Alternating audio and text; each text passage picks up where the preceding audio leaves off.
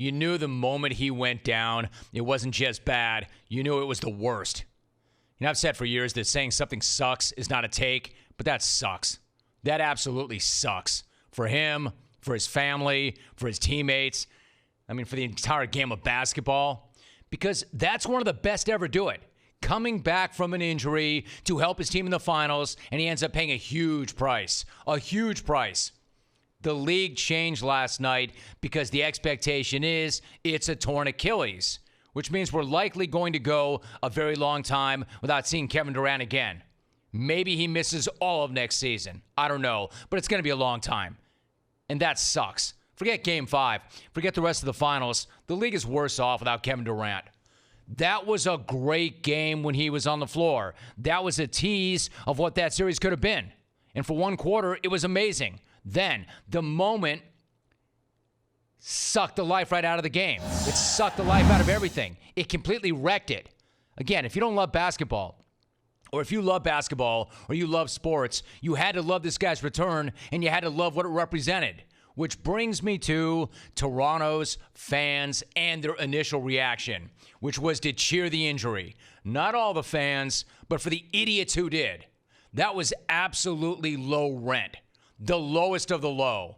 Absolute Bush League. I will never understand that. And I've been hyping Raptor fans throughout the entire postseason for their passion, for the way they back their team no matter what. An amazing fan base. But for those who were cheering this guy when he was down, that's an absolute garbage moment. Complete and total trash. Especially the losers who were caught on camera waving bye-bye at Durant. I mean, what the hell is wrong with you? How badly is your life gone that you would do something like that?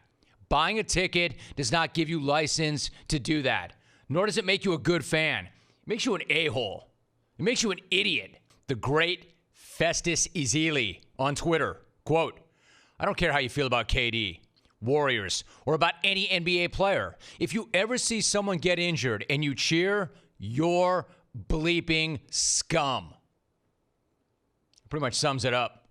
Cheering that injury was a scumbag move by scumbags, and if you can't see that, I've got nothing for you. Now, I know they turned it around, and they were chanting his name by the time he left the floor, but that initial reaction was total Bush League. And as much heat as Philadelphia gets for their fans, Toronto ripped a bunch of that last night. I'm not saying all of you. I'm just saying those of you who were. And respect to the Raptor players for getting on their fans for that reaction. But you should not need to tell players, or you shouldn't need players to tell your fans that cheering an injury is a garbage move. Hey, again, I don't care who you root for. Kevin Durant going down with a likely torn Achilles is not a good thing at all. And it sure as hell isn't something you cheer no matter how badly you want your team to win. You care about the NBA because of guys like Durant. Because the guys who can do what nobody else on the planet can do. He makes the game better every time he steps on the court. And if you're cheering his injury, you're making the game worse.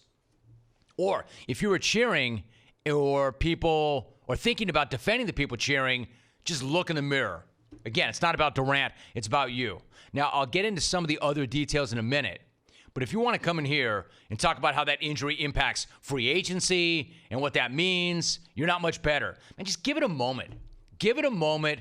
Better yet, give it a rest. Show some respect. Again, a guy who busted his ass to get back on the court, came back, was amazing, and then gets it ripped away from him in a second. And really from everybody. I guess what I'm saying is, saying something sucks is not a take, but that sucks. That truly sucks. And if you can't see that sucks, you do too.